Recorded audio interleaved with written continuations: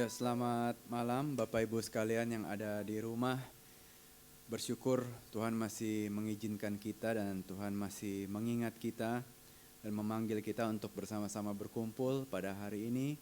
Untuk kita bisa datang bersama-sama belajar firman Tuhan dan memuji Tuhan. Sebelum kita memulai rangkaian PA online kita pada malam hari ini, saya ingin mengajak kita untuk menyanyikan satu lagu. Lagu nomor 25 yang diambil dari KPRI berjudul Tuhan yang Pegang. Ketika saya melihat lagu ini di masa-masa kita sedang dalam pandemik COVID-19 ini, benar-benar sangat lagu yang kontekstual. Tidak ada yang tahu hari esok. Ketika kita ditanya, ketika pemerintah ditanya, ketika WHO ditanya, tidak ada yang tahu kapan bisa selesai, kapan kita bisa melewati daripada masa-masa yang sulit ini. Dan lagu ini menggambarkan dengan sangat baik sekaligus dengan sangat berbeda. Kita orang Kristen sama-sama tidak tahu apa yang akan terjadi hari besok, kapan semua ini akan berakhir, tapi kita punya satu keteguhan dan kemantapan dalam kita melangkah, karena yang kita miliki adalah harapan yang kekal, harapan yang teguh dan yang menguasai hidup kita dengan segala kebaikan, kemurahan, dan keadilannya. Karena itu kita bisa menghadapi masa-masa ini dengan berbeda. Mari kita nyanyikan lagu ini sebagai lagu yang mengingatkan kita akan Tuhan yang memimpin dan memegang langkah-langkah kita. Kita nyanyikan lagu Tuhan yang Pegang, kita nyanyikan ketiga ayatnya.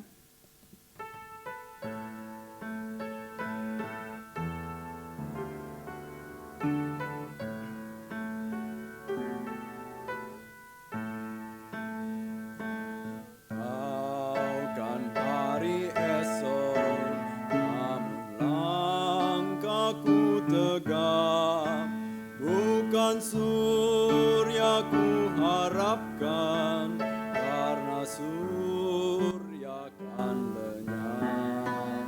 Oh, tiada ku gelisah akan masa menjelang. Ku berjalan serta Yesus, maka hatiku tenang. Banyak hal tak ku mengerti dalam masa menjelang, tapi terang bagiku ini tangan Tuhan yang pegang. Makin teranglah perjalanan, makin tinggi aku naik, dan bebanku makin ringan, makin tampaklah yang baik. Di sanalah terang abadi, tiada tangis dan keluh. Di negeri seberang pelangi, kita akan bertemu. Banyak hal tak ku mengerti dalam masa menjelang, tapi terang bagiku ini tangan Tuhan yang pegang. Ketiga, aku tahu kan hari esok mungkin langit kan gelap, tapi Dia yang berkasihan melindungiku tetap. Meski susah perjalanan, gelombang dunia menderu, dipimpinnya ku bertahan sampai akhir langkahku. Banyak hal tak ku mengerti dalam masa menjelang, tapi terang. tangan Tuhan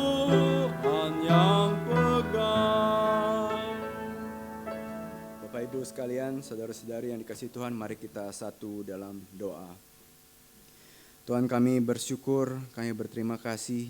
Kami bisa saja Tuhan biarkan kami tenggelam dengan berbagai kekhawatiran, dengan berbagai berita-berita yang membuat kami semakin takut dan semakin khawatir. Tapi Tuhan begitu baik kepada kami. Tuhan menarik kami dekat kepada Tuhan. Tuhan menarik kami dekat kepada persekutuan dengan firman-Mu. Sehingga Tuhan, kami mengharapkan ada kekuatan, ada keteguhan, ada penghiburan, dan ada Tuhan yang berkata-kata di tengah-tengah kami yang sungguh-sungguh memerlukan pimpinan dan firman daripada-Mu saja Tuhan.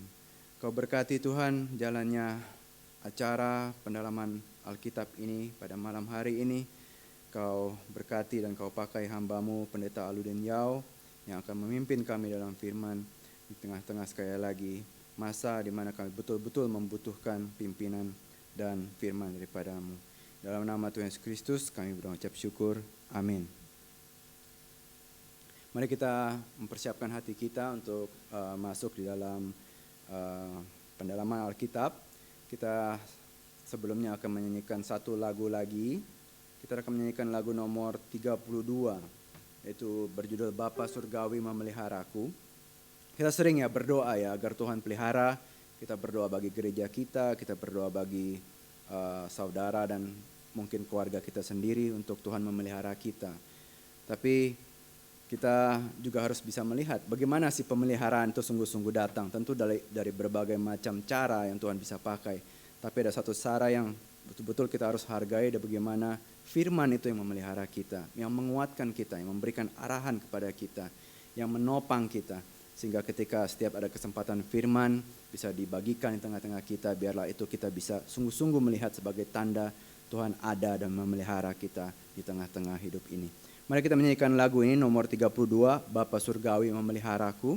Lalu kemudian saya akan menyerahkan mimbar kepada Pak Aludin.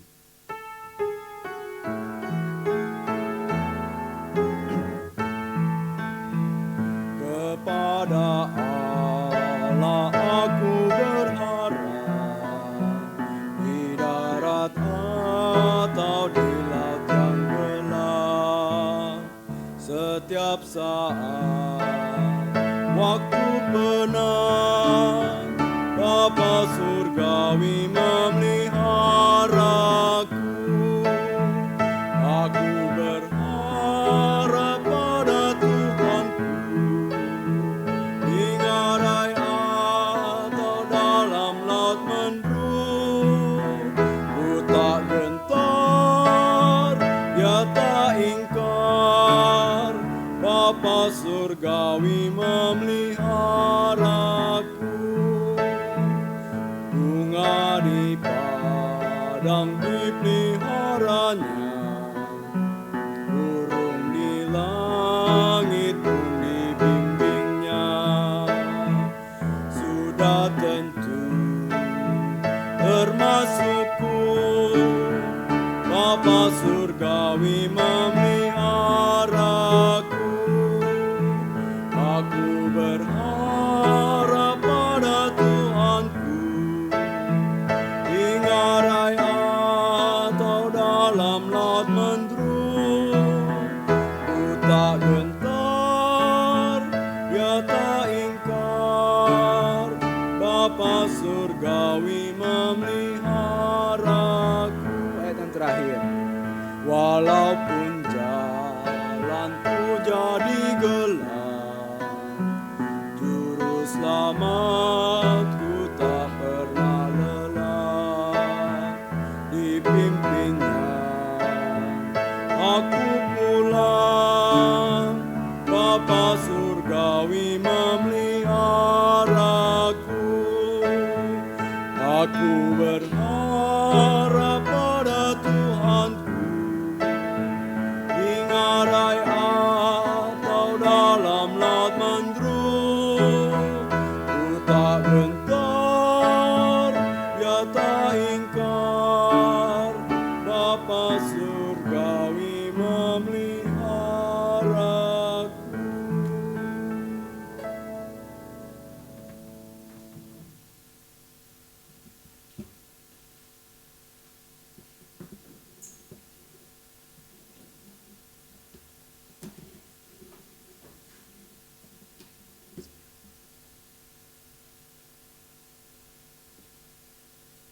Selamat malam Bapak Ibu, saudara-saudari sekalian yang terkasih dalam Tuhan.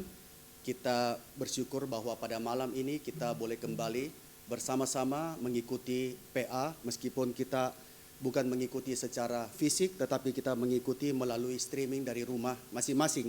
Kita bersyukur bahwa pada malam ini kita boleh meneruskan eksposisi daripada Injil di dalam kisah kehidupan Yusuf.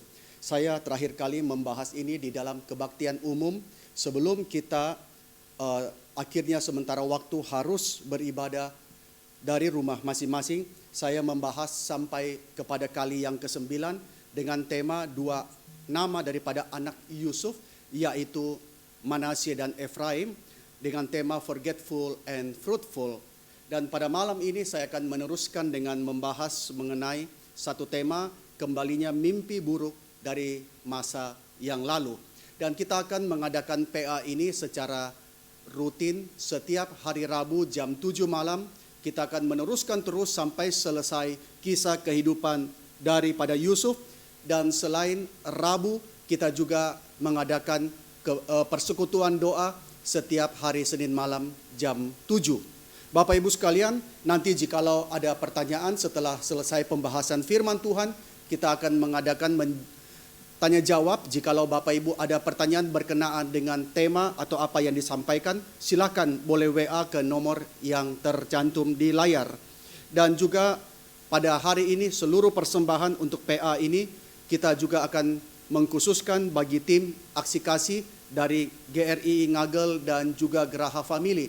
Kita melihat bahwa ini bukan satu hal yang mungkin kita perkirakan pada awal, akan berlalu sebentar saja wabah ini, tetapi ternyata kita harus mempersiapkan, mungkin bisa cukup panjang. Maka kiranya disinilah kita sebagai jemaat boleh saling memperhatikan, saling mendukung, bukan saja kepada jemaat yang mengalami dampak, tetapi juga mereka yang di luar sana. Maka pada hari ini, setelah daripada pembahasan firman Tuhan, kita akan menampilkan untuk persembahan, dan Bapak Ibu boleh berbagian di dalam tim aksi kasih melalui persembahan pada PA hari ini. Bapak Ibu sekalian, mari kita masuk dalam doa sebelum kita bersama-sama akan merenungkan firman Tuhan pada hari ini. Tuhan Bapa dalam surga, kami sungguh menyerahkan segala sesuatu ke dalam tangan daripada Allah Sang Pencipta dan yang menopang seluruh perjalanan alam semesta, dan Allah yang mengasihi kami satu persatu.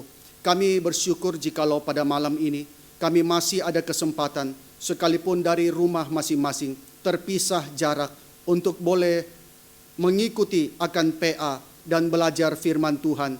Kami akan belajar melihat akan kisah hidup Yusuf, melihat kaitan juga dengan Injil. Dan kami berdoa Tuhan, firman-Mu boleh meneguhkan kami, firman-Mu boleh memimpin kami, supaya kami senantiasa memiliki kekuatan, penghiburan di tengah situasi apapun juga. Kami berdoa Tuhan pimpin kiranya hamba-Mu dalam segala keterbatasan, juga setiap kami yang mendengarkan, kiranya Roh Kudus boleh terus-menerus membawa kami kepada pengertian yang lebih dekat, dan kami boleh bersukacita atas hal itu. Dalam nama Tuhan Yesus kami berdoa dan kami mengucap syukur. Amin. Nah, sebelumnya saya masuk kepada materi pada hari ini, saya ingin sedikit flashback kepada seluruh kehidupan Yusuf. Kisah kehidupan Yusuf dimulai daripada Kejadian pasal yang ke-37. Ketika Yusuf masih remaja, dia anak remaja umur 17 tahun. Tetapi Tuhan memberikan 2 mimpi yang besar sekali kepada Yusuf. Mimpi yang pertama, bagaimana ketika mereka di ladang, berkas gandum daripada saudara-saudaranya, semuanya bersujud kepada berkas daripada Yusuf. Lalu mimpi yang kedua adalah Yusuf bermimpi, matahari, bulan, dan 11 bintang sujud kepadanya. Ini adalah mimpi yang besar diberikan kepada seorang remaja. Maka Yusuf merasa seakan-akan dia berada di puncak daripada kehidupannya. Yusuf adalah anak yang disayangi oleh papanya Yakub. Dibandingkan seluruh anak, Yusuf inilah anak yang paling disayang oleh Yakub. Yakub memberikan jubah yang maha indah kepada Yusuf. Dan apalagi ditambah dengan mimpi yang besar itu, maka Yusuf bisa berpikir, bukan saja papanya yang menyayangi dia, bahkan Tuhan pun juga mengkhususkan dia dia pun menjadi favorit daripada Tuhan. Tetapi Yusuf dalam usia yang muda seringkali tidak menempatkan diri dengan sepatutnya. Maka dia menceritakan, dia seakan-akan membanggakan hal itu. Apakah saudara-saudaranya senang? Alkitab menjawab, memberitahu kita mereka iri, mereka benci, dan lebih benci lagi, lalu makin benci lagi. Dan akhirnya kita tahu, Yusuf kemudian dijual oleh saudara-saudaranya. Saudaranya tidak mau lihat Yusuf, dijual pergi jauh, pergi sampai pedagang-pedagang itu membawa Yusuf ke Mesir. Dan akhirnya dia berada di rumah Potifar. Di situ Yusuf, dia tidak kehilangan identitas sebagai orang yang takut akan Tuhan. Dia bekerja dengan sebaik-baiknya, tetapi istri Potifar menggoda dia. Yusuf seorang yang elok parasnya, manis sikapnya, dan istri Potifar begitu ingin tidur dengan dia, tetapi Yusuf memelihara kesucian dia. Dan apa yang terjadi? Akhirnya dia difitnah oleh istri Potifar. Dia masuk ke dalam penjara bukan karena bersalah, tapi justru karena dia tidak mau melakukan apa yang mendukakan Tuhan. Dan sepertinya Tuhan membiarkan Yusuf berada di dalam situasi seperti itu. Lalu dia di penjara. Dia bertemu dengan dua orang, juru minum dan juru roti, yang Tuhan berikan mimpi yang aneh sekali, dan mereka tidak tahu maksudnya. Lalu Yusuf menafsirkan mimpi itu, bukan karena kepandaian dia, tapi karena Tuhan yang memberitahu Yusuf. Lalu akhirnya apa yang ditafsirkan Yusuf itu terjadi. Juru minum dikembalikan kepada jabatannya 3 hari kemudian. Juru roti ditinggikan, digantung oleh Firaun. Tetapi apakah juru minum ingat akan Yusuf? Yusuf berkata, kalau engkau sudah keluar, keadaanmu sudah baik, ingatlah akan aku. Tetapi apa yang terjadi? Apakah juru minum ingat dengan Yusuf? Tidak. Setelah nyaman, dia lupa dengan Yusuf. Berapa lama dia lupa? 2 tahun, Bapak Ibu sekalian. 2 tahun, Yusuf menunggu. Kita tidak tahu perasaan Yusuf. Dia seorang muda, sudah berada di rumah Potifar sebagai budak, berada di dalam penjara pula. Kapan Tuhan akan mengeluarkan dia? Tuhan punya waktu yang sempurna. Sampai 2 tahun kemudian, dalam sehari saja nasib Yusuf berubah. Firaun mendapat mimpi yang aneh sekali. Tidak ada yang bisa menafsirkan mimpi itu. Disitulah juru minum ingat. Dulu ada pemuda Ibrani pernah menafsirkan mimpi saya. Maka Yusuf diambil dari penjara. Yusuf disuruh mandi, bercukur dan sebagainya. Lalu dibawa kepada Firaun. Yusuf menafsirkan mimpi Firaun itu. Dan Yusuf memberikan saran yang luar biasa, yang tidak ada orang Mesir yang lain yang bisa menafsirkan dan memberikan saran demikian. Maka Firaun pun juga mengangkat Yusuf akhirnya menjadi orang nomor 2 yang akan mengelola seluruh masa kelimpahan itu supaya cukup ketika masa kekeringan tiba. Saudara sekalian, Yusuf mengalami berapa lama? Kesusahan, penderitaan, sakit hati, dibuang oleh keluarganya, oleh saudara-saudaranya, terpisah dari papanya yang mengasihi dia, harus menjadi budak, difitnah, dipenjarakan. Berapa lama Yusuf mengalami semua itu? 13 tahun Yusuf mengalami semuanya itu. Mungkin kita akan merasa, jikalau kita mengalami seperti itu, Tuhan sudah tinggalkan kita. Tetapi sebenarnya 13 tahun itu adalah satu sekolah karakter yang Tuhan biarkan Yusuf masuk. Tuhan memasukkan Yusuf ke dalam sekolah itu supaya Yusuf dibentuk karakternya, supaya Tuhan boleh memakai Yusuf seturut dengan kehendaknya. Maka sekarang setelah 13 tahun keadaan Yusuf membaik. Dan perhatikan, di dalam Kejadian pasal 41, Yusuf kemudian mendapat 2 orang anak. Firaun melihat kesaksian hidup Yusuf. Firaun memberi nama Yusuf Safnat Panea, yang artinya God lives and he sees. Allah itu hidup dan Allah melihat. Saudara sekalian, Yusuf kemudian diberkati 2 orang anak. Dan siapakah nama yang Yusuf berikan? Yang pertama adalah Manasye. Di dalam Kejadian pasal 41 ayat 51. Karena Allah telah membuat aku lupa sama sekali kepada kesukaranku dan kepada rumah bapakku. Lalu anak yang kedua, Yusuf memberi nama Efraim. Kenapa? Karena Allah telah membuat aku mendapat anak di dalam negeri kesengsaraanku. Saudara sekalian, apa yang mau disampaikan daripada nama-nama tersebut? Manasye dan Efraim itu mau menyatakan apa? Menyatakan bahwa Allah sudah mengerjakan banyak hal di dalam kehidupan Yusuf. Allah membuatnya, Allah memampukannya untuk melupakan segala yang lalu, yang begitu pahit itu. Kita boleh mengatakan forgetful. Lalu Allah juga membuatnya bertambah banyak, atau kita katakan fruitful. Maka dua anak Yusuf ini memiliki arti forgetful and fruitful. Saudara sekalian, Yusuf memberi nama forgetful. Saudara sekalian, kita bukankah seringkali tenggelam di dalam satu kepahitan? Kita tenggelam di dalam hal yang sudah kita perbuat, hal-hal buruk yang pernah kita lakukan, atau apa yang orang lain lakukan kepada kita.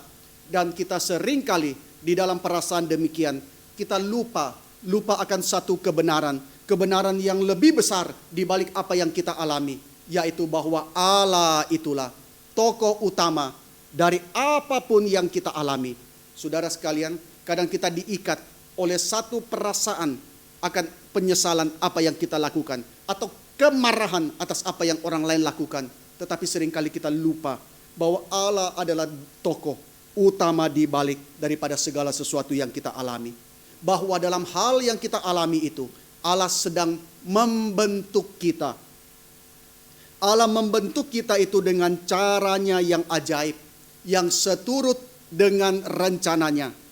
Dan Allah juga sedang membentuk orang-orang lain melalui kita. Maka apa yang kita alami itu, biar kita lihat apa yang Tuhan sedang kerjakan. Dia sedang membentuk kita melalui peristiwa-peristiwa itu. Cara yang kita tidak mengerti, cara yang kita tidak perkirakan. Dan bukan itu saja, tetapi dia juga sedang membentuk orang-orang lain melalui kita dan apa yang kita alami. Di sini Yusuf belajar banyak hal. Yusuf mengerti hal itu. Dan itulah kemudian yang menjadi kunci bagi damai sejahteranya, bagi imannya di tengah situasi yang sangat mungkin akan menghancurkan dia. Dan saudara sekalian, perhatikan, waktu Yusuf menamai anaknya Manasye, aku mau melupakan, sebenarnya ada ironi yang besar. Waktu Yusuf menamai anaknya Manasye, kita paham Yusuf mau melupakan begitu banyak penderitaan yang sudah dia alami. Tetapi saudara, bukankah nama itu adalah untuk diingat? Nama itu untuk dipanggil dan lalu mengingatkan kita kepada sesuatu atau seseorang, bukan? Waktu memanggil nama, pasti ingatan akan terbawa kepada sesuatu hal. Dan waktu Yusuf menamai anaknya Manasye, bukankah berarti Yusuf akan terus-menerus teringat? Yusuf akan terus-menerus mengingat peristiwa demi peristiwa, kesengsaraan demi kesengsaraan yang sebenarnya mau dia lupakan. Tapi dia memanggil anaknya, mengingat lagi. Memanggil anaknya, mengingat lagi. Atau kita boleh mengatakan, kenapa Yusuf menamakan seperti itu? Bukankah justru Yusuf akan terus-menerus diingatkan oleh kejadian demi kejadian itu? Kenapa dia menamakan anaknya itu Manasye? Maka disinilah kita merenungkan apa arti sesungguhnya daripada melupakan memori-memori yang menyakitkan. Bagaimana saudara dan saya melupakan ingatan-ingatan yang pedih, ingatan yang menyakitkan itu. Mungkin kita sampai pada hari ini masih bergumul dengan peristiwa-peristiwa yang membentuk hidup kita, yang tidak begitu saja mudah untuk kita lupakan. Peristiwa apa? Mungkin itu adalah dosa yang orang lain pernah perbuat kepada kita, dosa yang begitu membuat kita pahit dalam hati kita. Atau mungkin juga itu adalah dosa-dosa yang kita sendiri perbuat, atau keputusan-keputusan yang salah yang pernah kita ambil, yang terus-menerus menghantui kita seperti mimpi yang buruk.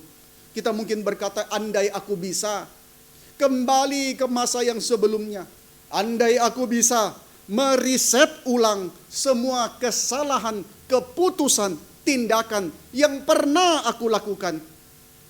Saudara sekalian, orang-orang mungkin akan berkata kepada saudara, sudahlah lupakan saja, tinggalkan di belakang, maju terus, sesuatu yang pahit, ayo tinggalkan, move on. Tetapi jujur saudara, mudah tidak untuk kita melewati trauma demi trauma seperti itu. Saudara, bagaimana mungkin kita bisa melupakan hal-hal seperti itu? Kita tidak bisa menghapus begitu saja masa lalu, memori itu daripada ingatan kita. Komputer bisa diformat ulang, komputer bisa di restart ulang, tetapi tidak bisa. Ketika Yusuf mengalami semuanya itu, dia tidak bisa begitu saja menghapuskan semua memori atau ingatan-ingatan yang kelam daripada masa lalunya. Maka apa yang sesungguhnya Yusuf lakukan waktu dia menamai anaknya Manasye? Saudara perhatikan, apa yang sesungguhnya Yusuf lakukan waktu dia menamai anaknya itu Manasye adalah Yusuf mau membentuk ulang peristiwa-peristiwa masa lalu itu di dalam apa? Dalam konteks rencana Allah di dalam hidupnya. Saudara sekalian, Yusuf tidak mau memisahkan peristiwa-peristiwa masa lalu itu daripada konteks rencana Allah di dalam hidupnya.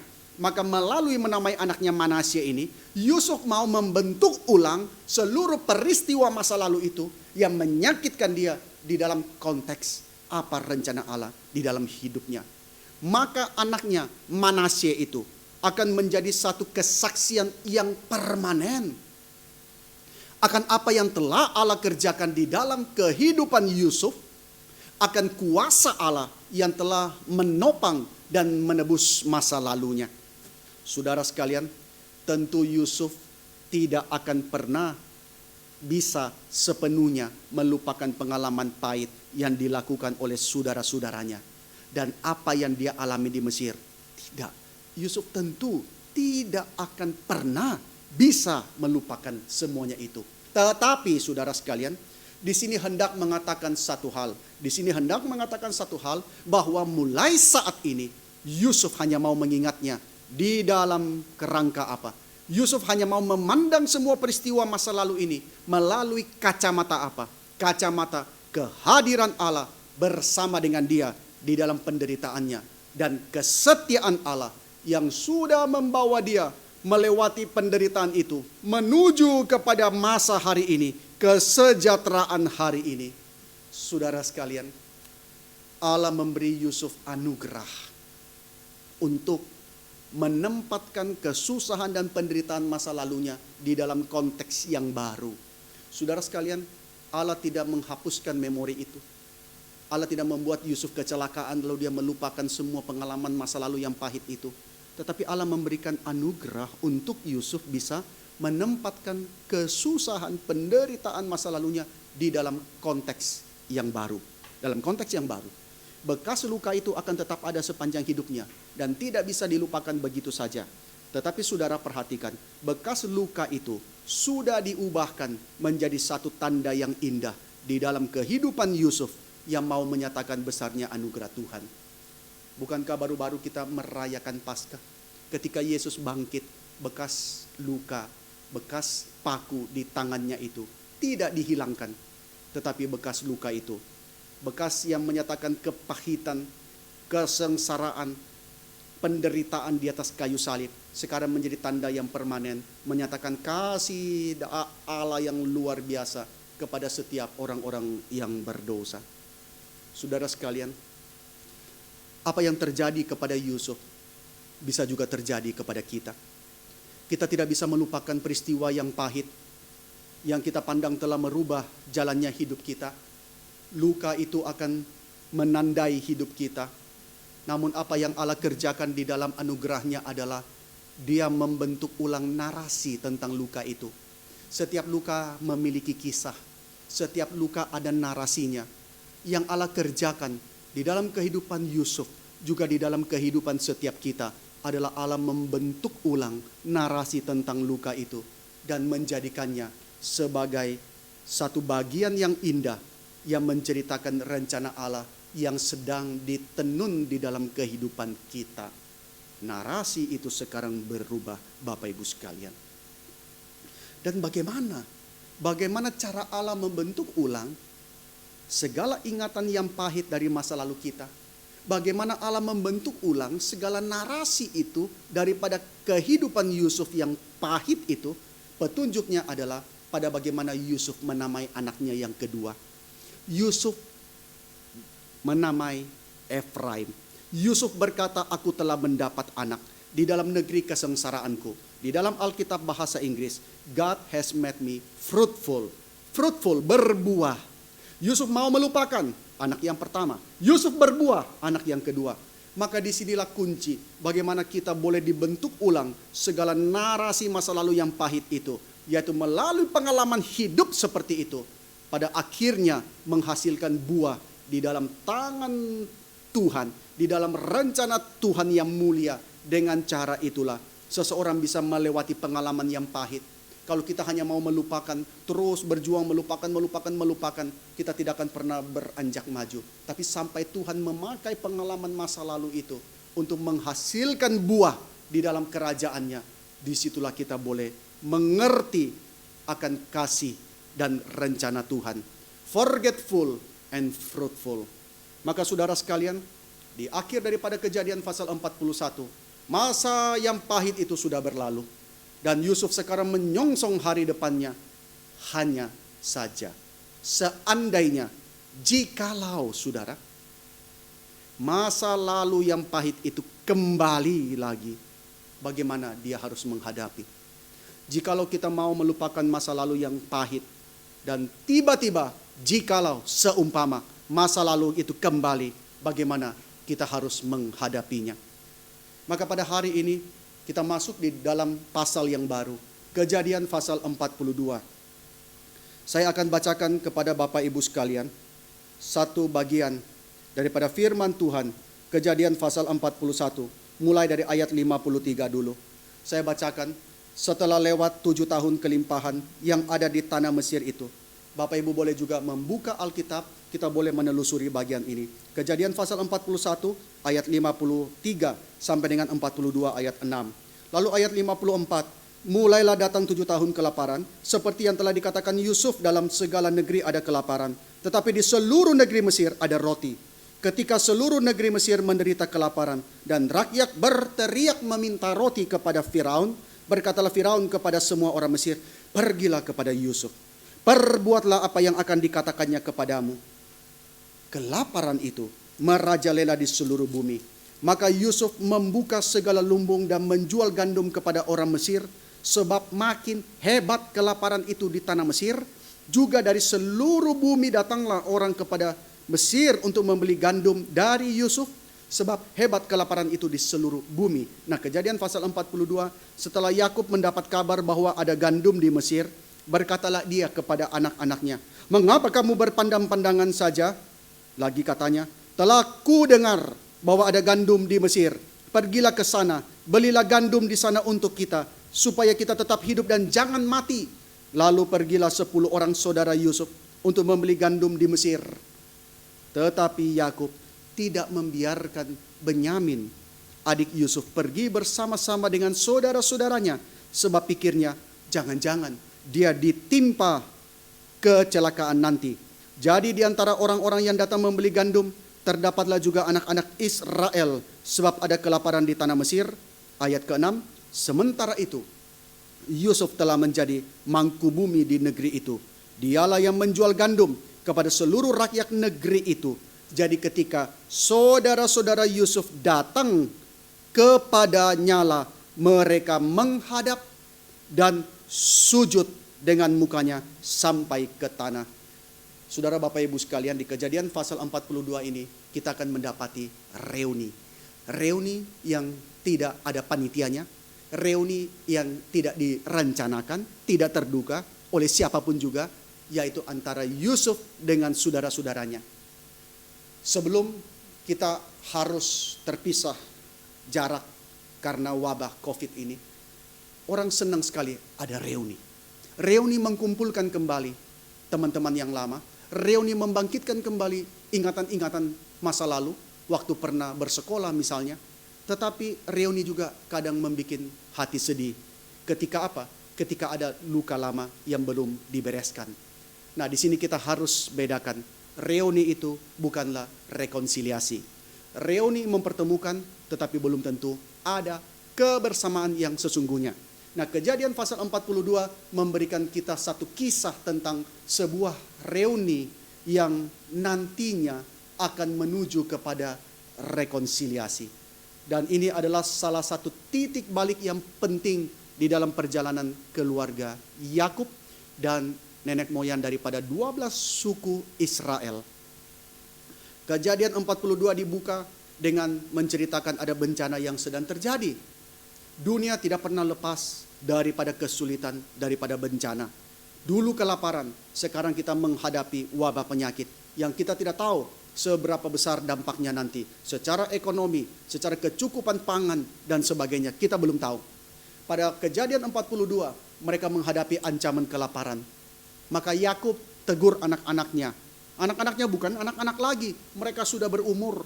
Yakub tegur, "Mengapakah kamu berpandang-pandangan saja? Santai, tidak ada sense of crisis." Nah, di sini biasa orang yang lebih tua lebih peka. Kayak sekarang mungkin dalam keadaan seperti ini, banyak anak-anak muda yang santai. Apa sih bahayanya? Kan kami masih muda, kami masih kuat. Tetapi orang-orang yang lebih mengerti, peka dengan bahaya. Maka Yakub tahu, kalau terus seperti ini, jangan pikir kelaparan akan berakhir. Mungkin anak-anak Yakub pikir, kelaparan cuma sebentar, paling setahun, 2 tahun. Tapi Yakub punya kepekaan. Maka Yakub suruh mereka, kenapa kamu cuma pandangan saja? Zaman itu asik ya, tidak ada HP. Jadi antar keluarga saling berpandang-pandangan. Kalau zaman sekarang, semuanya hanya melihat kepada layar, tidak melihat satu dengan yang lain. Nah, Yakub lalu berkata kepada mereka, "Aku dengar bahwa ada gandum di Mesir." Kalau Yakub dengar, tentu saudara-saudaranya Yusuf yang lain juga dengar harusnya. Tetapi Yakub ada kepekaan. Yakub bilang, "Pergilah ke sana, belilah gandum di sana untuk kita, supaya kita tetap hidup dan jangan mati." Saudara sekalian, kisah terakhir Yusuf dijual itu sudah 20 tahun yang lalu. 20 tahun sudah lewat. Apakah situasi sudah berubah? Apakah kondisi dalam keluarga Yakub sudah berubah? Kita mendapati ternyata tidak berubah. Yakub tetap adalah papa yang pilih kasih. Yakub sayang kepada Yusuf dan juga Benyamin, kita tahu, karena adalah anak dari istri yang disayanginya, yaitu Rahel. Maka ketika Yakub suruh pergi beli makanan, dia simpan saudaranya Yusuf, satu-satunya saudara Yusuf, yaitu Benyamin.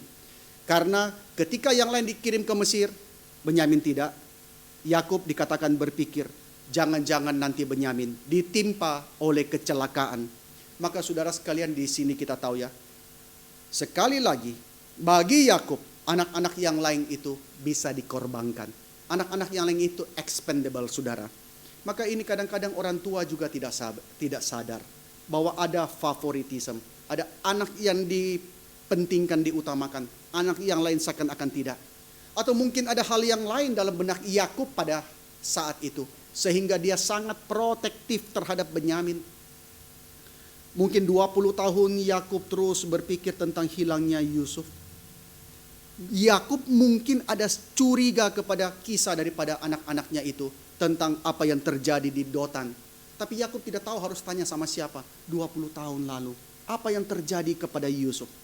Maka saudara, kita lihat 20 tahun lewat, tapi tidak ada yang namanya rekonsiliasi di dalam keluarga itu. Hanya ada relasi yang rusak, relasi yang sangat membutuhkan rekonsiliasi. Kalau ini menjadi bahan, maka begitu banyak bahan yang bisa Allah pakai untuk menuju kepada rekonsiliasi. Kita lihat Yakub sudah bersalah terhadap anak-anaknya dengan pilih kasih. Yusuf sudah bersalah kepada saudara-saudaranya dengan sikapnya yang arogan dan angkuh. Saudara-saudaranya juga sudah bersalah kepada Yakub dan Yusuf dengan melenyapkan Yusuf dari kehidupan mereka. Maka dalam keluarga ini tidak ada pihak yang innocent. Dalam keluarga ini semuanya ada salah kepada pihak yang lain. Maka saudara sekalian, di sini kita sadar ya, bahwa tidak ada pihak yang tidak berdosa di dalam hidup ini. Karena kita adalah orang yang juga bersalah kepada orang lain. Mungkin kita lebih sering lihat kesalahan orang lain. Kenapa dia bersalah kepada saya?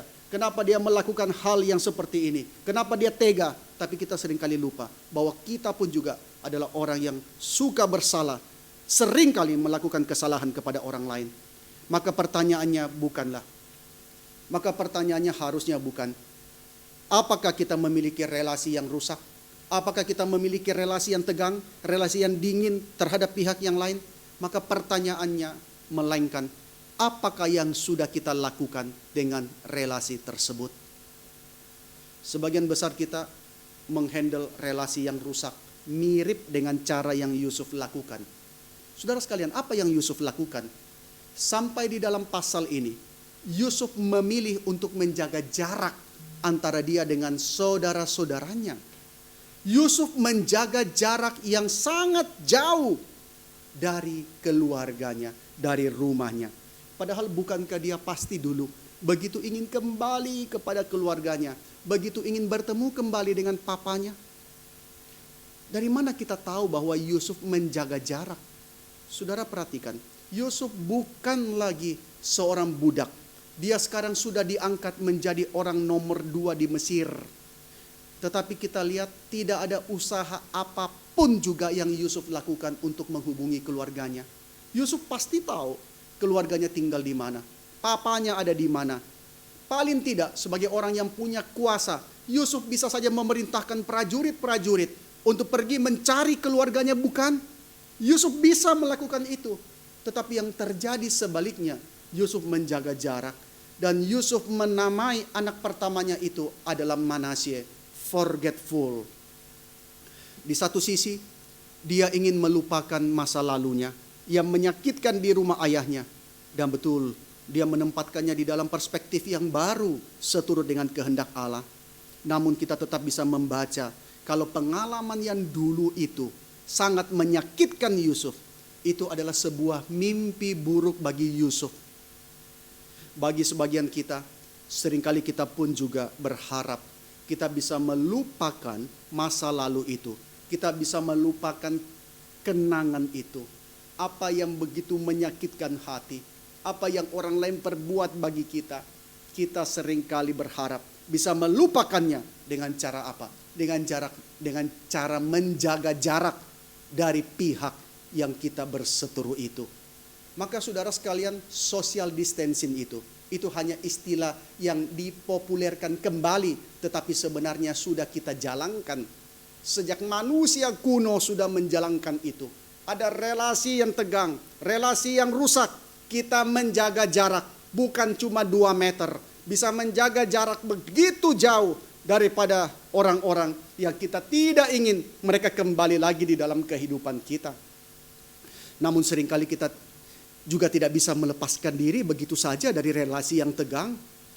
Dalam beberapa kasus, seperti Yakub dan anak-anaknya, relasi mereka tegang, tetapi mereka tetap harus berada di dalam satu atap. Mereka tinggal bersama-sama. Maka mau tidak mau, seringkali kita pun terjebak di dalam satu relasi yang tegang, satu relasi yang dingin. Terjebak mau tidak mau di dalam pekerjaan yang sama, di dalam kantor yang sama, tempat tinggal yang sama, ikatan darah yang tidak bisa dilepaskan, dan juga suami istri yang relasi sudah begitu dingin, tapi mau tidak mau tetap berada dalam satu rumah. Caranya mungkin pisah kamar, caranya mungkin tidak usah itu saling sapa. Dan juga orang mungkin berada di gereja, di dalam pelayanan yang sama, tetapi juga relasi begitu dingin. Maka saudara sekalian, sehingga apa yang biasa kita lakukan itu hanyalah berusaha sebisa mungkin supaya menjaga jarak emosi satu dengan yang lain, walaupun secara fisik masih berada di dalam tempat yang sama.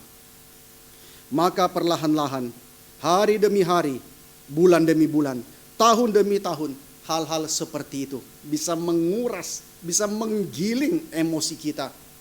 Pada akhirnya hanya ada 2 kemungkinan. Akhirnya kita terpisah secara fisik, jauh daripada orang yang berseteru itu. Banyak orang tua dan anak mengalami itu. Terpisah berpuluh-puluh tahun, terpisah jarak yang begitu jauh. Atau engkau terjebak di tempat yang sama, tetapi tidak ada harapan rekonsiliasi. Tidak ada harapan bagi relasi yang diperbaharui. Ini hal yang sangat-sangat menyengsarakan.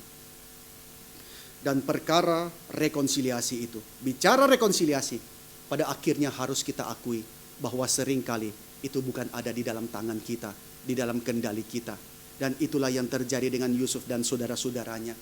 Saudara-saudaranya tidak mungkin datang mencari Yusuf minta maaf. Yusuf juga sudah mau melupakan mereka. Tetapi Allah sedang mengerjakan rekonsiliasi. Pertemuan mereka sama sekali bukan karena mereka berusaha, tapi didorong oleh satu tangan yang tidak kelihatan yang mendorong adanya rekonsiliasi itu. Allah mengirimkan kelaparan di seluruh wilayah itu termasuk Kanaan. Tetapi di Mesir ada kecukupan. Oleh karena Allah sudah memberikan hikmat, Allah sudah memberikan petunjuk sehingga Yusuf bertindak. Dan di tengah kelaparan itu, saudara-saudara Yusuf harus pergi ke Mesir untuk mencari makanan. Dan 20 tahun sudah berlalu setelah mereka mengkhianati Yusuf. Saya tidak tahu bagaimana mereka hidup di dalam 20 tahun itu. Apakah hati nurani tenang? Apakah mereka juga penuh kegelisahan? Kita tidak tahu. Sudah 20 tahun berlalu setelah mereka mengkhianati Yusuf. Sekarang mereka datang ke Mesir. Dan kita tadi membaca ayat itu. Mereka akan bersujud kepada Yusuf. Sebagaimana dulu mimpi yang Yusuf ceritakan kepada mereka. Yang akhirnya bikin ribut. Yang akhirnya membuat masalah di dalam keluarga. Kadang kita lihat selera humor Tuhan ya. Cara Tuhan humor itu begitu menarik. Dulu mereka mau menjauhkan Yusuf karena tidak suka dengan mimpinya Yusuf. Mereka tidak suka, benci waktu Yusuf ceritakan mimpinya itu. Maka mereka bilang, ayo kita enyahkan jauh-jauh adik kita itu. Tetapi sekarang mereka lah yang mau, tidak mau. Datang dengan sendirinya menggenapi mimpi itu. Saudara sekalian, di sini mau mengatakan apa? Percuma melawan rencana Tuhan. Kita tidak akan bisa. Tuhan punya caranya sendiri. Tetapi saudara sekalian perhatikan, kedatangan mereka itu seperti membawa kembali mimpi buruk masa lalu Yusuf. Padahal Yusuf sudah mencoba mengubur dalam-dalam perlakuan daripada saudaranya. Tetapi di dalam tangan Allah tidak ada yang luput. Allah lah yang merancang pertemuan ini sebagai satu kesempatan, bukan sekadar reuni mempertemukan mereka, tetapi rekonsiliasi daripada seluruh keluarga itu. Dan nantinya menjadi nenek moyang daripada 12 suku Israel. Ini hal yang penting Bapak Ibu sekalian. Dua pihak bisa saja dipertemukan tetapi tanpa perdamaian. Dua pihak dipertemukan hanya sekadar mendinginkan suasana dan mencegah situasi menjadi lebih buruk terjadi. Tapi pertemuan yang Allah rancangkan adalah pertemuan yang menuju kepada rekonsiliasi, kepada perdamaian yang sejati, di dalam cinta kasih yang diperbaharui. Dan itu berpuncak di dalam inkarnasi Sang Anak Allah, yaitu Yesus Kristus. Ketika Sang Anak Allah Yesus Kristus berinkarnasi, menjadi manusia, hadir di tengah-tengah manusia, itu adalah pertemuan.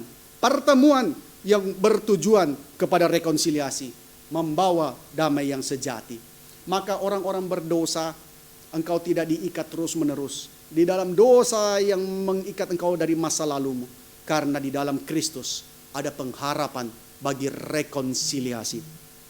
Di pasal ini, Yusuf akan kembali bertemu dengan saudara-saudaranya.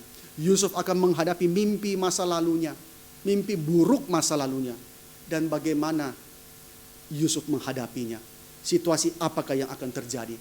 Saudara sekalian, situasi seperti ini membutuhkan dua hal bagi terwujudnya rekonsiliasi. Dalam keadaan seperti ini, jikalau ada rekonsiliasi, yaitu butuh dua hal. Pengampunan waktu engkau disakiti, dan pertobatan waktu engkau telah menyakiti orang lain. Rekonsiliasi tidak bisa satu pihak. Harus ada kerelaan untuk mengampuni waktu engkau disakiti.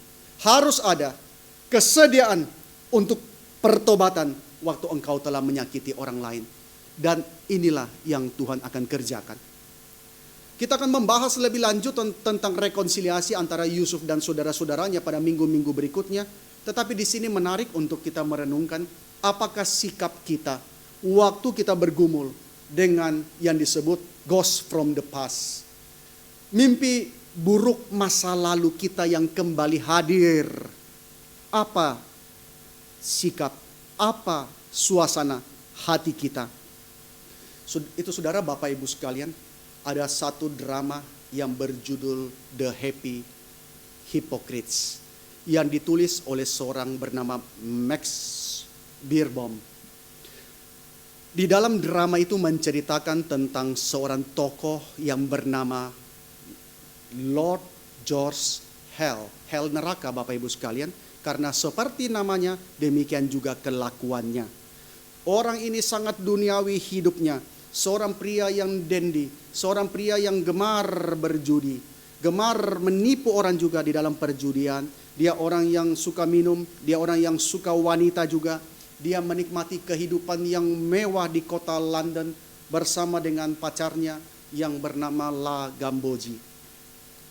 Sampai satu hari, singkat cerita, Lord George ini dia bertemu dengan seorang wanita muda yang bekerja sebagai seorang penari. Wanita yang masih begitu polos, wanita yang begitu saleh, bernama Jenny Mere.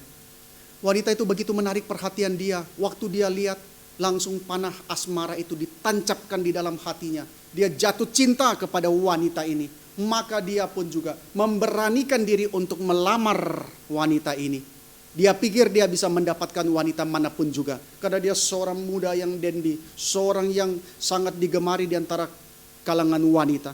Tetapi sayangnya, wanita itu, dia adalah seorang yang polos, seorang yang saleh. Dia berkata, saya hanya mau menikahi seorang pria yang wajahnya wajah orang saleh. Wah, itu membuat Lord George Hell ini sangat sedih. Dia patah hati, dia akhirnya frustrasi. Semalam-malaman dia berjalan tidak tentu arah di kota London itu. Sampai paginya, entah dia jalan kemana dia sudah tidak sadar, dia tersandung jatuh.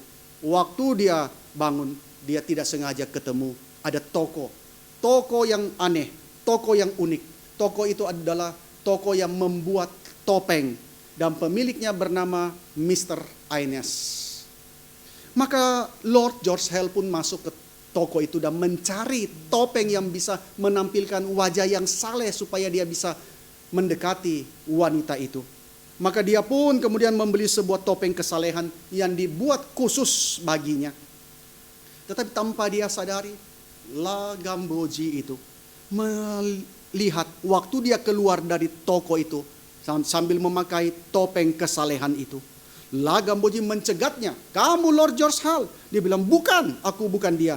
Dia pura-pura tidak kenal dengan wanita itu. Dan kemudian singkat cerita, dia pergi bertemu dengan Jenny Mere itu. Lalu dia melamar wanita itu. Wanita itu lihat, wah, wajahnya wajah orang kudus, wajah orang saleh. Padahal itu adalah topeng yang dia buat khusus. Lalu wanita itu pun juga menerima lamaran daripada Lord George Hell itu. Mereka pun menikah, dan waktu menikah dia memakai nama di dalam pernikahan itu, Lord George Heaven. Satu hidup yang mau diubahkan. Maka setelah nikah, Lord George pun berubah total. Dia mengalami satu pertobatan moral. Dia pernah menipu banyak orang di dalam meja judi. Dia kembalikan semuanya. Lalu uang kelebihannya dia serahkan donasi ke berbagai yayasan yang membutuhkan, ke berbagai lembaga amal. Dan dia tidak tertarik lagi dengan kehidupan yang glamor. Dia pindah ke luar kota dan menjalani kehidupan yang sederhana, kehidupan yang tenang. Tetapi apakah masa lalunya meninggalkan dia? Dia sudah pakai topeng-topeng kesalehan. Tapi masa lalunya meninggalkan dia kah? Tidak memberikan kesempatan untuk dia tenang. Saudara sekalian, 1 bulan setelah pernikahan, ketika mereka sedang merayakan anniversary, 1 bulan menikah, tiba-tiba wanita dari masa lalunya itu, La Gambogi, dia muncul, lalu dia mendesak untuk bisa melihat wajah daripada Lord George Hell terakhir kalinya. Dia sangat yakin di balik topeng itu, topeng kesalehan itu, ada wajah yang dia sangat kenal, wajah yang rusak perilakunya, dan dia ingin melihat wajah itu untuk terakhir kalinya. Maka dia terus-menerus mendesak, bukalah topeng itu, buka topeng itu. Aku tahu di balik topeng itu ada orang yang aku kenal, Lord George Hell itu. Wah, ini adalah hal yang sulit sekali. Dia sudah menikahi wanita yang dia cintai, wanita yang baik sekali. Tetapi hari itu masa lalunya kembali hadir. Mimpi buruk itu kembali. Maka terjadilah pergumulan. Dia tidak mau topeng itu dilepas. Kalau dilepas, maka istrinya tahu siapa dia. Dia akan kehilangan masa depannya. Maka dia mempertahankan. Terjadi pergumulan, terjadi tarik-menarik. Dan berakhir dengan lagam boji. Berhasil merobek topeng itu. Lalu topeng itu jatuh. Lord George Heaven sekarang namanya. Dia begitu ketakutan bahwa wajah aslinya itu sudah nampak. Dia begitu ketakutan masa lalunya yang kelam itu kembali muncul. Dan istrinya itu akan meninggalkan dia. Tapi apa yang terjadi saudara? Kita tahan sebentar. Di dalam Filipi pasal 3 ayat 13. Paulus menuliskan satu ayat. Paulus berkata, saudara-saudara, aku sendiri tidak menganggap bahwa aku telah menangkapnya. Tetapi ini yang kulakukan. Aku melupakan apa yang telah di belakangku. Dan mengarahkan diri kepada apa yang di hadapanku. Paulus bilang, aku melupakan apa yang di belakangku. Aku mengarahkan diri kepada apa yang di hadapanku.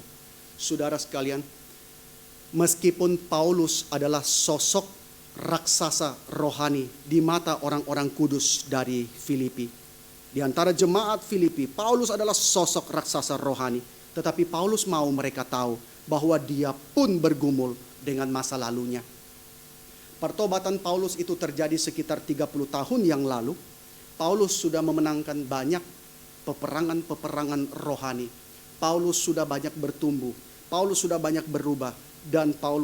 Tetapi Paulus masih mengakui banyak hal yang dia masih kurang. Banyak hal yang dia belum sepenuhnya seturut dengan apa yang begitu dia inginkan. Misalnya kita melihat dalam Filipi pasal 3 ayat 10 Paulus mengatakan, yang ku kehendaki ialah mengenal dia dan kuasa kebangkitannya dan persekutuan di dalam penderitaannya, di mana aku menjadi serupa dengan dia di dalam kematiannya. Itu yang Paulus kehendaki. Tetapi Paulus mengakui banyak hal masih kurang. Maka pasal ini adalah kesaksian Paulus untuk mengingatkan orang-orang kudus di Filipi. Juga kepada kita pada hari ini. Untuk apa? Untuk terus maju. Untuk terus maju. Jangan terus diikat oleh hal yang sudah lalu. Baik itu kegagalan maupun juga keberhasilan. Baik itu sesuatu yang layak ditangisi maupun sesuatu yang patut untuk dibanggakan. Maka dua anak kalimat ini, melupakan apa yang di belakang dan mengarahkan diri kepada apa yang di hadapanku, memberikan kita gambaran. Gambaran apa? Gambaran dramatis dari seorang pelari. Pelari yang tidak mau lagi lihat ke belakang. Pelari kalau terus lihat ke belakang, susah dia berlari dalam kecepatan yang maksimal. Maka ini gambaran seorang pelari yang tidak mau lihat ke belakang, tapi terus berlari mengarahkan diri kepada apa yang di hadapannya. Paulus tidak kasih tahu kita detail hal-hal apa sih yang ada di belakang yang mau dia lupakan itu. Tetapi mungkin di dalam ingatan dia adalah hari-hari ketika dia pernah menganiaya gereja Tuhan. Misalnya di ayat 5 sampai ayat yang ke-6. Paulus mau melupakan itu. Juga termasuk sederetan prestasinya yang pernah dia banggakan sebelum dia berjumpa dengan Kristus. Di dalam Filipi pasal 3 ayat 5 sampai 6. Coba saya bacakan. Paulus mengatakan sebelumnya, mundur sedikit di ayat 4. Jika ada orang lain menyangka dapat menaruh percaya pada hal-hal lahiriah, aku lebih lagi disunat pada hari ke-8 dari bangsa Israel, dari suku Benyamin, orang Ibrani asli, tentang pendirian terhadap hukum Taurat. Aku orang Farisi, tentang kegiatan, aku ini penganiaya jemaat, tentang kebenaran dalam mentaati hukum Taurat, aku tidak bercacat. Saudara sekalian, banyak hal di belakang Paulus. Pernah ada hal yang dia begitu sedih karena dia pernah menganiaya jemaat Tuhan. Tapi ada juga hal yang pernah dia dulu begitu banggakan. Tetapi di sini Paulus mau mengatakan semuanya itu mau dia lupakan. Bahkan prestasi sebagai orang Yahudi, sebagai orang Farisi, Paulus mau sampahkan semuanya itu setelah dia berjumpa dengan Kristus. Saudara sekalian, kita seringkali dilumpuhkan oleh penyesalan masa lalu.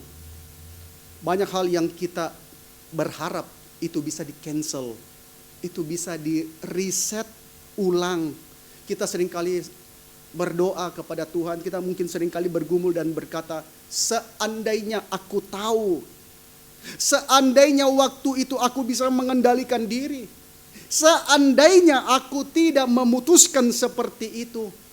Banyak saudara akan terus tenggelam di dalam banyak seandainya. Maka saudara sekalian, ingatan masa lalu itu seringkali begitu kuat. Ingatan masa lalu itu mencengkram begitu kuat, sehingga yang bisa memutuskannya, yang bisa mematahkannya hanyalah anugerah Allah di dalam Kristus, saudara sekalian. Bagi orang-orang percaya, anugerahnya itu melenyapkan kelumpuhan yang diakibatkan oleh ingatan masa lalu. Masa lalu seringkali membuat kita tidak bisa bergerak kemana-mana, tidak bisa maju. Kita terus-menerus menyesali, kita terus-menerus menangisi diri. Penyesalan, arogansi yang pernah ada, apapun juga itu di masa lalu, seringkali melumpuhkan kita. Tetapi anugerah dari karya Kristus Yesus di atas kayu salib mengajarkan bahwa kita tidaklah dikutuk untuk harus membayar masa lalu itu sampai selama-lamanya. Saudara, anugerah dalam Kristus itu memutuskan segala-galanya. Kita tidak dikutuk untuk harus membayar semuanya itu sampai selamanya. Sebuah renungan yang beberapa waktu lalu saya baca dari Paul Tripp, saya boleh bacakan kepada saudara. Dia menuliskan, bisa menyesal itu adalah anugerah, saudara. Mungkin saudara tidak mau menyesal, tapi bisa menyesal itu adalah anugerah. Anugerah Allah memungkinkan kita untuk berhadapan dengan dosa kita, mengakuinya dan tidak mencari kambing hitam. Dan hanya anugerah yang bisa mengampuni apa yang telah diungkapkan, apa yang telah dinyatakan. Hanya anugerah yang bisa mengampuni. Anugerah memaksa kita untuk merasakan kepedihan, penyesalan kita. Kalau ada orang berdosa tapi tidak merasakan kepedihan itu, sulit saudara untuk mengalami rekonsiliasi.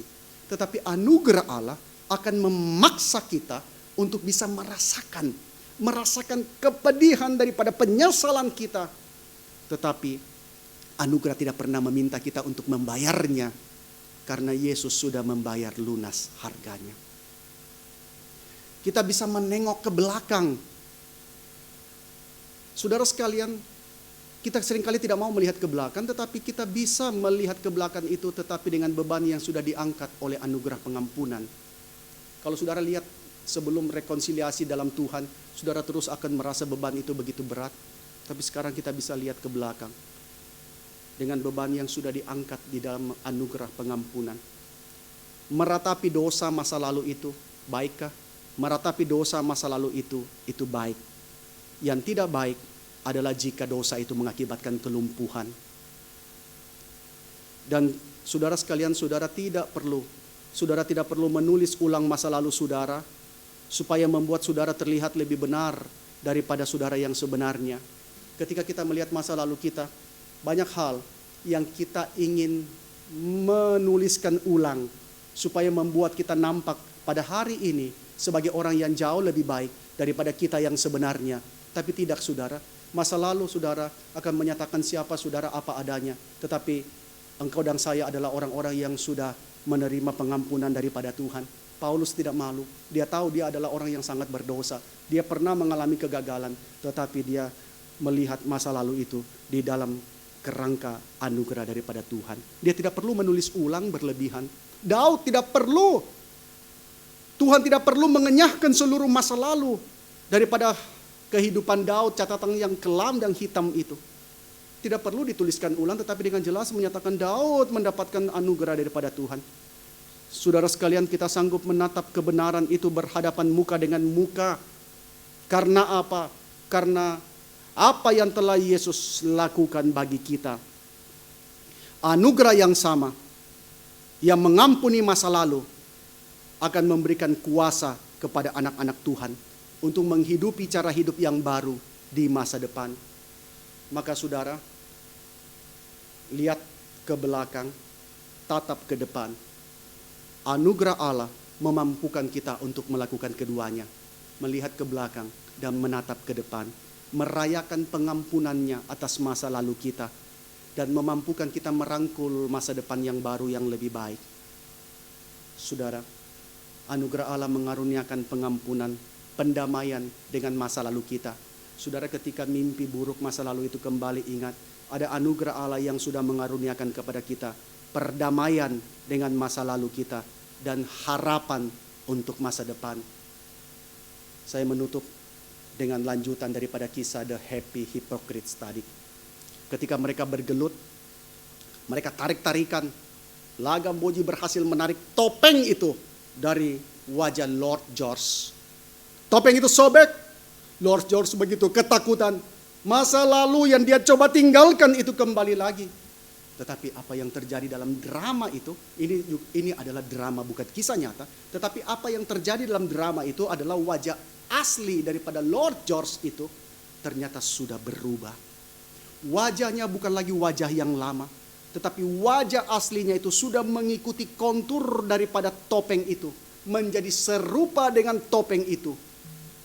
Bukan lagi wajah yang mengerikan, wajah seorang pria yang jahat. Tetapi wajah yang begitu serupa dengan topeng kesalehan itu.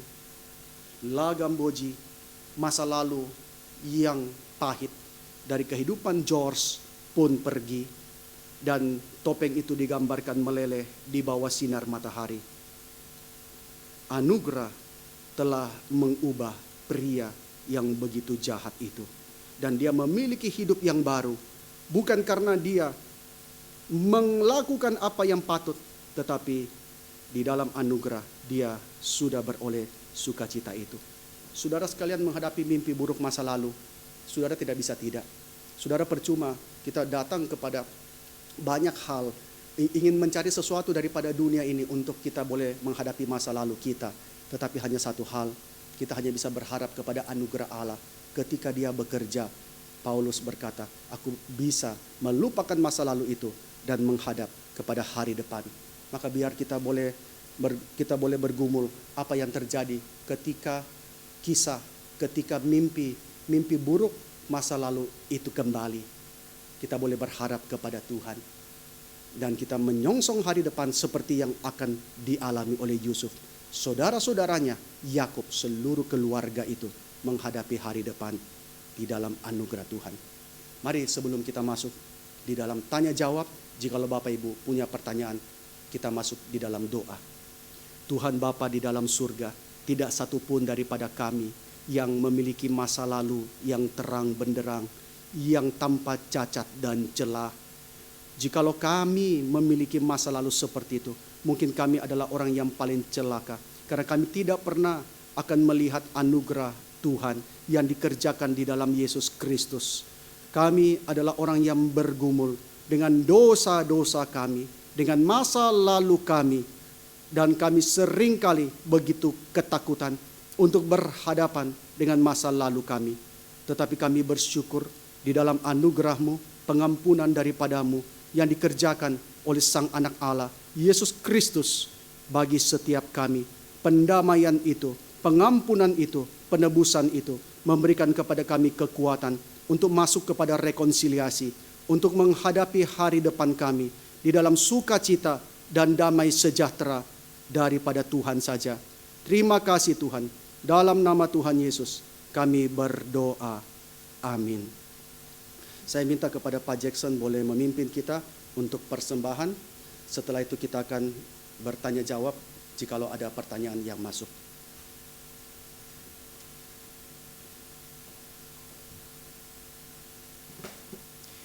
Bapak Ibu sekalian, sambil mempersiapkan pertanyaan untuk bisa dikirimkan nanti melalui nomor WA yang sudah terpampang di layar.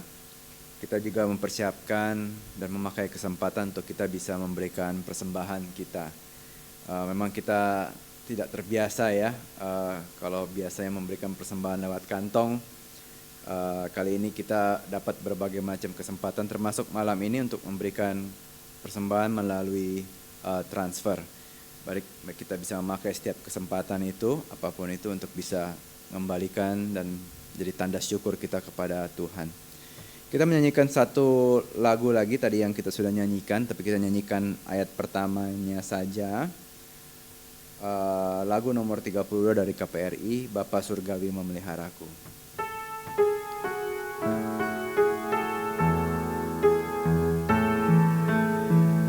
Kepada Allah aku berharap, di darat atau di laut yang gelap, setiap saat waktu penat, Bapa Surgawi memeliharaku. Aku berharap pada Tuhanku, di ngarai atau dalam laut mendung, ku tak gentar nyata Engkau, Bapa Surgawi memeliharaku.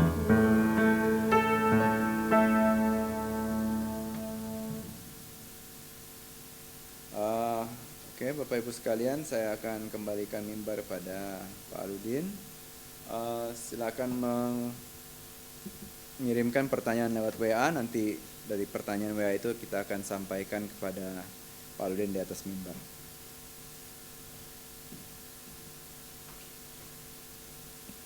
Selamat malam Bapak Ibu, jikalau ada pertanyaan silahkan boleh mengirimkan ke nomor WA yang sebelumnya sudah ditampilkan. Kita akan memakai waktu yang singkat untuk boleh bertanya jawab. Itu silakan, jikalau ada pertanyaan nanti akan dibacakan dari tempat ini.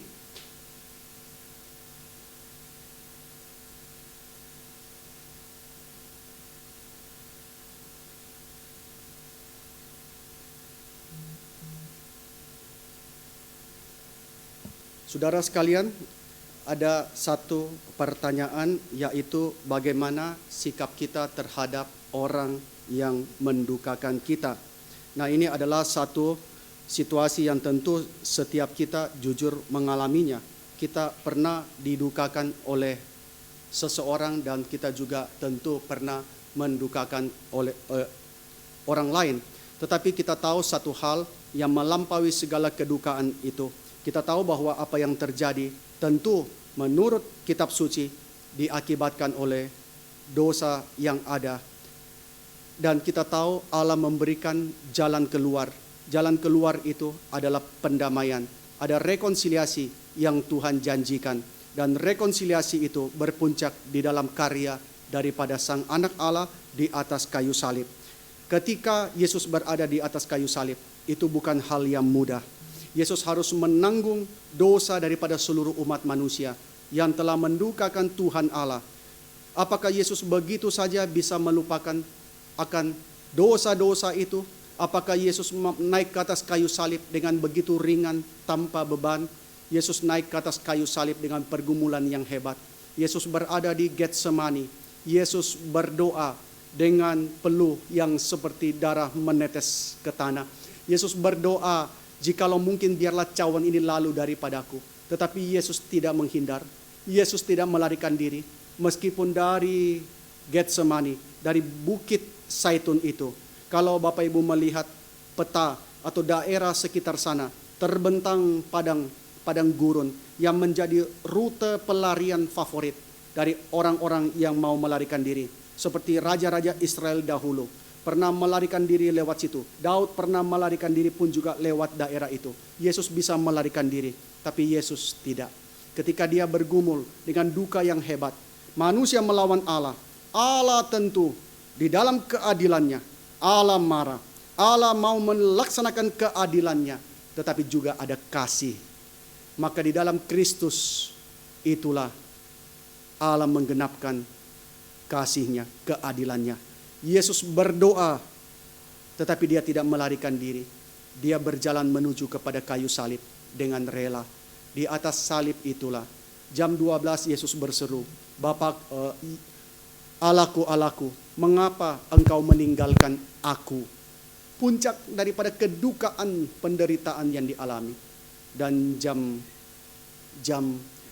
3 Yesus berseru, sudah selesai semuanya. Saudara sekalian, orang yang mendukakan kita, jangan saudara menghindar. Sebagaimana Kristus memberikan pengampunan, Kristus juga memampukan kita untuk memberikan pengampunan.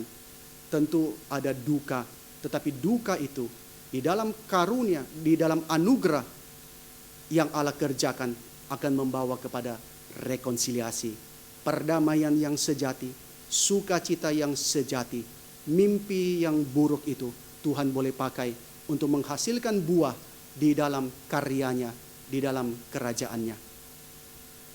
Apakah ada pertanyaan yang berikutnya?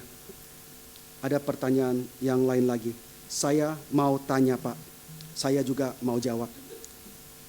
Bagaimana halnya kalau yang seharusnya rekonsiliasi itu bisa terjadi dengan segenap saudara Yusuf yang 11 itu, sebenarnya cuma 10 ya, karena satunya lagi adalah adiknya Yusuf. Tetapi di sisi kehidupan keluarga lain tidak atau belum bisa terjadi karena ungkit-ungkit masalah yang terus sehingga tidak menyelesaikan permasalahan. Mohon sarannya. Jadi bagaimana rekonsiliasi itu terjadi kalau misalnya ya, kalau saya menangkap dari satu pihak itu mau berdamai, tapi pihak yang lain masih terus-menerus mengungkit-ungkit.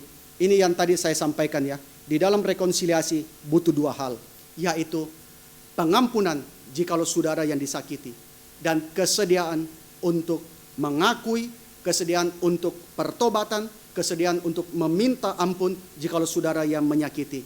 Kalau hanya satu yang terjadi pengampunan, itu bukan rekonsiliasi. Yang lain merasa aku tidak butuh. Manusia merasa aku tidak butuh pengampunan daripada Tuhan Allah. Yesus mengampuni. Tetapi itu adalah juga karya daripada Tuhan Allah. Sehingga manusia akhirnya dibangkitkan kesadaran untuk dia menyadari dia orang berdosa. Maka di dalam rekonsiliasi perlu ada dua hal. Kalau saudara sudah betul-betul minta maaf, saudara betul-betul ada pertobatan, dan orang yang saudara sakiti sudah mengampuni, dan tidak ada lagi melihat ke belakang. Paulus berkata, aku tidak mau lagi lihat ke belakang, aku mau lihat ke depan. Maka saudara, di dalam rekonsiliasi yang benar-benar terjadi, jangan simpan. Jangan simpan. Saudara boleh ingat seperti Yusuf. Mengingat dan melupakan. Waktu Yusuf memberi nama Manasye tadi saya katakan, itu artinya adalah forgetful. Aku mau melupakan, tapi bisa nggak melupakan? Nggak bisa lupakan. Terus akan ingat. Panggil nama anak Manasye, ingat lagi. Manasye, ingat lagi. Tetapi tadi saya katakan bahwa Yusuf mau menempatkan seluruh kepahitan itu di dalam satu kerangka baru, narasi yang baru. Apa yang Tuhan sedang kerjakan, itu yang Yusuf mau lakukan. Maka saudara kalau sudah pernah berseteru, saudara mau mengampuni, saudara tidak bisa lupakan, pasti. Tapi saudara tempatkan dia di dalam kerangka rencana Allah. Apa yang sedang Allah tenun di dalam kehidupan saudara, apa yang sedang Allah kerjakan itu, biarlah mata melihat ke situ. Pahit, tapi kita boleh bersyukur tetap di dalam kepahitan itu, bahwa melalui itu Tuhan membentuk aku, dan melalui itu Tuhan memakai aku untuk membentuk orang-orang yang ada di sekitarku. Maka kalau dua-dua pihak belum sungguh-sungguh, ada dua hal itu, pengampunan dan pertobatan, sulit terjadi rekonsiliasi. Pak, apakah mengampuni harus melupakan juga? Tadi saya katakan, yaitu Yusuf menamai anaknya melupakan. Tapi betulkah Yusuf bisa melupakan? Nanti saudara lihat ya minggu-minggu berikutnya, waktu kita bahas kejadian 42 dan seterusnya, Yusuf bisa melupakan. Yusuf sampai menangis, saudara. Itu menangis memikirkan apa yang dia hadapi itu. Kalau saudara lihat misalnya ya, misalnya di ayat 42, saya kasih bocoran sedikit ya. Di pasal 42 ayat 23. Tetapi mereka tidak tahu bahwa Yusuf mengerti perkataan mereka sebab mereka memakai juru bahasa. Yusuf pura-pura tidak kenal mereka. Yusuf sudah bercukur seperti orang Mesir, tidak kelihatan seperti orang-orang saudara-saudaranya, seperti orang-orang Ibrani, tidak. Tapi Yusuf sudah bercukur, mereka tidak kenal Yusuf. 20 tahun sudah lewat. Tapi apakah Yusuf bisa melupakan begitu saja? Ayat 24, maka Yusuf mengundurkan diri dari mereka lalu menangis. Yusuf menangis. Saudara, tidak gampang saudara. Kita bisa melupakan, menghapus memori riset, tidak mungkin. Saudara akan ingat. Tapi ingatlah sekali lagi, yang tadi saya katakan seperti Yusuf menamai anaknya Manasye, ingatlah di dalam perspektif yang baru, di mana engkau melihatnya di dalam kerangka daripada campur tangan Allah, rencana Allah yang mulia bagi pekerjaannya. Maka waktu ingat, bukan lagi dengan kemarahan karena diri, tapi mengingat apa yang sedang Tuhan kerjakan. Disitulah baru kita bisa benar-benar mengampuni. Kalau saudara sekadar mengampuni, tapi sudahlah, saya nggak mau ingat lagi, tetap sulit saudara. Ingatan itu akan muncul lagi. Maka ingat di dalam konteks rencana, pekerjaan, kedaulatan Allah di dalam segala peristiwa yang paling pahit sekalipun juga. Kira-kira seperti itu. Ya, kalau tidak ada pertanyaan lagi, kita akan melanjutkan minggu depan. Saudara, minggu depan jangan lupa jam 7 malam. Kita akan meneruskan kembali Kejadian pasal yang ke-42, dan juga rekaman masih akan ada di YouTube. Saudara boleh membagikan menjadi berkat sehingga kita boleh sama-sama belajar bagaimana menghadapi mimpi buruk yang muncul dari masa lalu itu. Kita akan menutup dengan menyanyikan Bapa terima kasih, lalu saya akan menutup di dalam doa.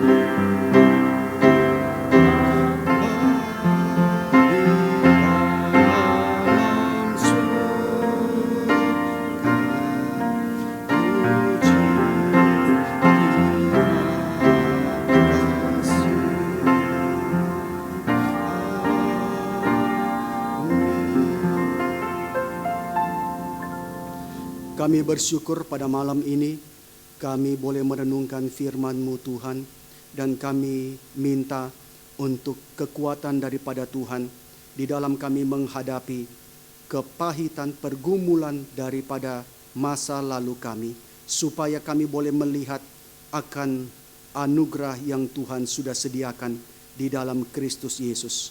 Terima kasih Tuhan, malam ini kami sudah belajar dan kami mau menyerahkan untuk PA pada minggu depan. Dan Tuhan juga sertai begitu banyak kesempatan yang lain yang bisa kami dapatkan firman di tengah-tengah situasi pada hari-hari ini. Kami bisa belajar banyak hal. Tuhan terus dorong kami supaya kami bertumbuh, kami semakin mengasihi Engkau dan juga mengasihi mereka yang Engkau tempatkan di sekeliling kami. Dalam nama Tuhan Yesus kami berdoa dan bersyukur. Amin. Sampai berjumpa Bapak Ibu sekalian pada minggu yang berikutnya. Tuhan memberkati.